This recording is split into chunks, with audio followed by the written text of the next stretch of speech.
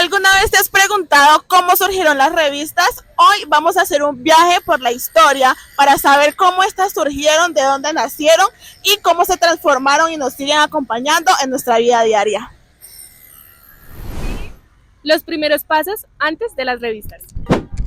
Mucho antes de que existieran las revistas como hoy las conocemos, ya existían impresiones que fueron preparando el camino. Habían gacetas y también folletos donde compartían noticias políticas y comerciales, aunque de forma muy irregular. También estaban los misceláneos, que eran publicaciones donde se mezclaban temas como poesía, ciencia y curiosidades. Temas variados y que no tenían un orden fijo. Esto dio el punto de partida para que se pudiera continuar o pensarse en un periódico variado para un público extenso. La primera revista del mundo. La mayoría de los historiadores coinciden en que la primera revista nació en 1663, llamada, que significa Conversaciones Mensuales Edificantes. Esto fue publicada por Johann Rieff en Alemania y tenía un punto clave: salía cada mes. El concepto se expande. Con el crecimiento de la ciencia, la filosofía y el intercambio de ideas, las revistas se convirtieron en espacios fundamentales para el debate, la difusión del conocimiento, y a partir de aquí empezaron a convertirse o a darse como unas revistas especializadas y se empezaron a multiplicar. El gran salto, la revolución industrial, siglo XIX. La revolución industrial lo cambió todo. La imprenta a vapor, el papel más económico y el aumento hicieron posible algo nuevo: revistas para todos. Ya no eran solo para un público académico, ahora se producían en masa y circulaban ampliamente. Nacen nuevos géneros: revistas femeninas, revistas ilustradas, publicaciones literarias, revistas de moda y revistas infantiles. Las revistas se convirtieron en un reflejo de la sociedad, de sus intereses y de su creatividad. Y así, desde pequeños folletos irregulares hasta formatos globales digitales, las revistas han acompañado la historia de la cultura escrita. Un viaje de más de 3 siglos que siguen reinventándonos. Vamos a hablar de la diversidad de revistas en Colombia. Aunque solemos pensar que todas son parecidas, la historia demuestra lo contrario. ¿Sabías que existen múltiples modelos creados para distintos fines y públicos? Al recorrer estas publicaciones entendemos mejor cómo han sido herramientas culturales, sociales y académicas que nos ayudaron a lo largo del tiempo. En primer lugar, encontramos las revistas literarias e intelectuales. Estas publicaciones fueron clave en los inicios de la modernidad colombiana. Espacios donde escritores e intelectuales reflexionaban sobre literatura, ciencia y sociedad. Un ejemplo destacado es Voces, 1917-1920, según la Enciclopedia del Banco de la República Cultural. Esta revista tuvo un papel central en la vida literaria del país, publicando autores como José Eustacio Rivera y Luis López de Mesa. Por otro lado, existen las revistas dedicadas al pensamiento social y político. Estas fueron plataformas para el análisis crítico de la realidad colombiana. Un ejemplo histórico es la revista Mito, surgida en 1955, que aborda temas de economía, cultura y sociedad desde una perspectiva intelectual. Publicaciones como esta demuestran que muchas revistas en Colombia han sido comprometidas con los temas sociales y con la reflexión ideológica, no simples espacios recreativos. También encontramos revistas híbridas que no se encuentran en una única categoría. Un caso interesante es La Gruta, un semanario de 1903 que mezclaba crónicas, noticias, cuentos y poemas. Este tipo de publicaciones muestra que no siempre siguen una forma pura, pueden combinar géneros y hablar de temas que no solamente se ubiquen en una sola explicación. Otro tipo importante son las revistas académicas. De acuerdo con autoras como Corera Álvarez y Molina Molina, estas revistas producen conocimiento riguroso mediante artículos evaluados por otros investigadores y altos estándares de investigación. En Colombia, un ejemplo es Argumentos, una revista filosófica dedicada a debatir y construir comunidad intelectual. Son espacios que van más allá del aula y buscan sostener conversaciones complejas. También están las revistas de divulgación científica y cultural. Aunque no siempre se profundiza en ellas, se pueden identificar como aquellas que traducen temas complejos a un lenguaje más accesible. No son totalmente académicas, pero mantienen cierta rigurosidad. Su función es abrir el conocimiento a públicos no especializados. Según la enciclopedia del Banco de la República Cultural, estas publicaciones participan activamente en el debate público, explican coyunturas culturales, económicas y políticas y ayudan a formar la opinión ciudadana. A diferencia de las revistas académicas, están dirigidas a un público mucho más amplio.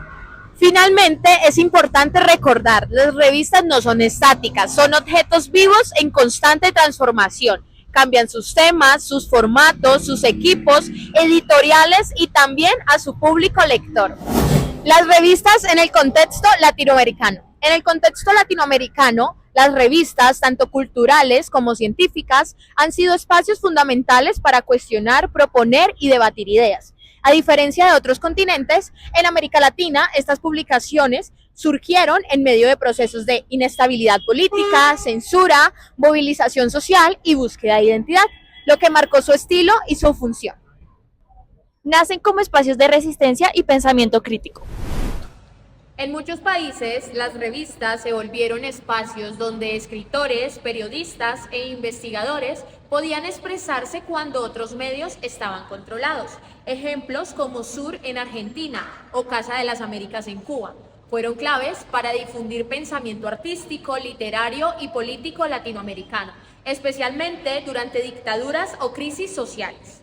Construyen identidad latinoamericana. Revistas de la región no solo informaron, también ayudaron a definir quiénes somos como continente. Publicaron debates sobre cultura, desigualdad, movimientos sociales, lenguajes propios y modernización. Este diálogo regional convirtió a las revistas en un puente entre países que compartían problemas y luchas similares. Transformación en el ámbito académico. En la actualidad, la región tiene un fuerte movimiento de acceso abierto en diferentes plataformas como Cielo, y esto se convirtió en algo muy importante en América Latina debido a que revistas científicas aquí sí se consiguen de una manera gratuita y en diferentes plataformas, donde en otros continentes esto no se da.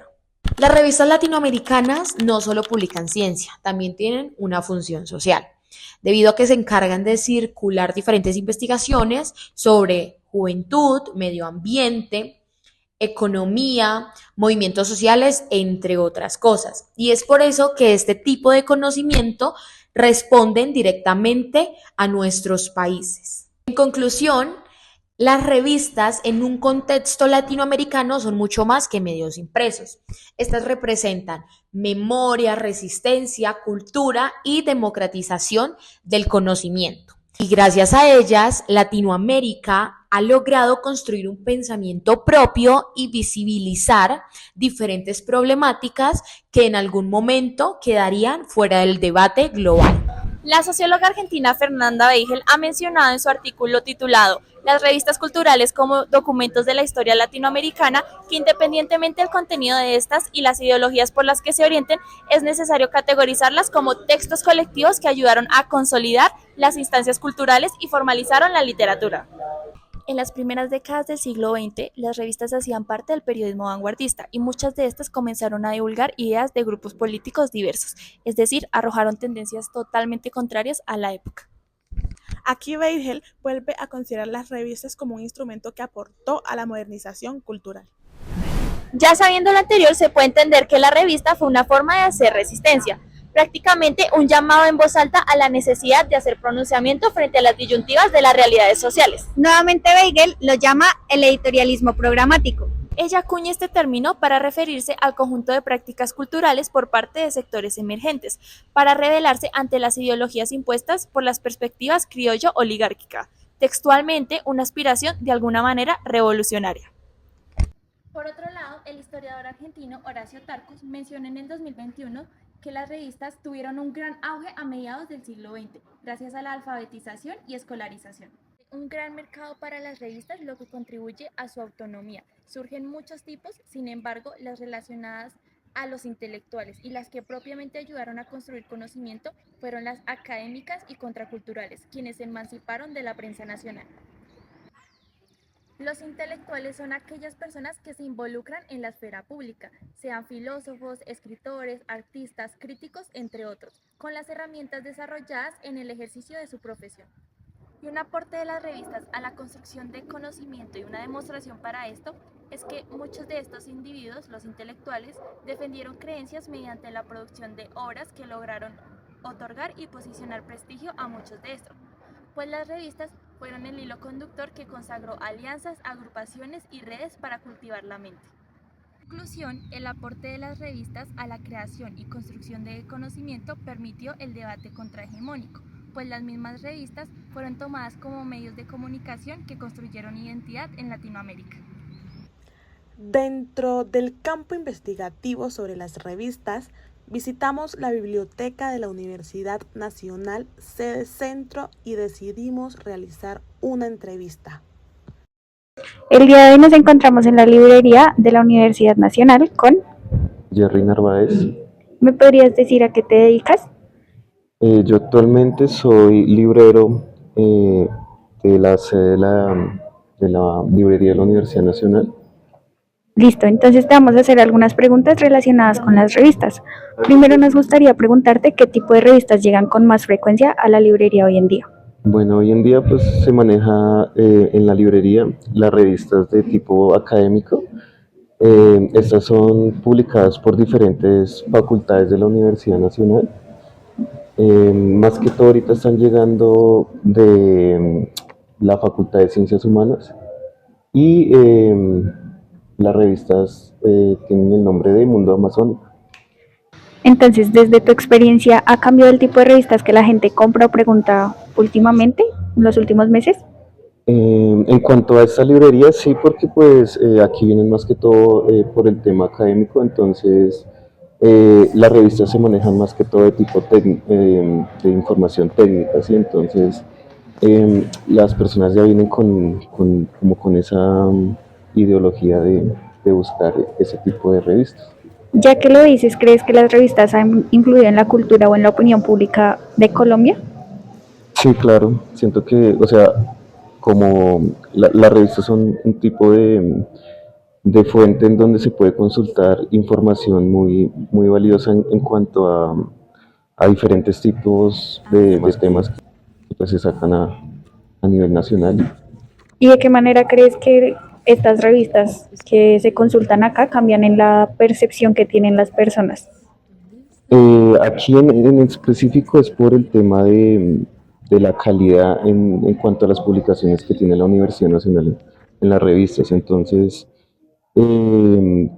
esto hace que llegue ese conocimiento que quieren transmitir los autores de las revistas y pues, o sea, tienen ese gran valor agregado en la sociedad. Vale, ¿autorizas que esta entrevista se comparta? ¿Sí? Listo, gracias. Vale. Esto significa que más allá de informar, las revistas permitieron que distintas voces, intelectuales, artistas, activistas o escritores pudieran participar en los debates de la sociedad, incluso cuando la prensa tradicional estaba muy controlada. Como dice Fernanda Weigel, las revistas son textos colectivos y por eso ampliaron el espacio público. Ahí circularon ideas nuevas, críticas y propuestas que no tenían lugar en los discursos oficiales. Además, como explica Horacio Tarcus, cuando las revistas se autonomizaron en el siglo XX, se transformaron en foros intelectuales, donde surgieron debates estudiantiles, feministas, artísticos y contraculturales. Esto permitió crear comunidades discursivas, grupos de autores y lectores que construían pensamiento colectivo y fortalecían la identidad latinoamericana. La revista fue un medio donde la ciudadanía pudo expresarse con libertad, debatir y proponer, un espacio real para ejercer la palabra pública y participar en la vida cultural del continente.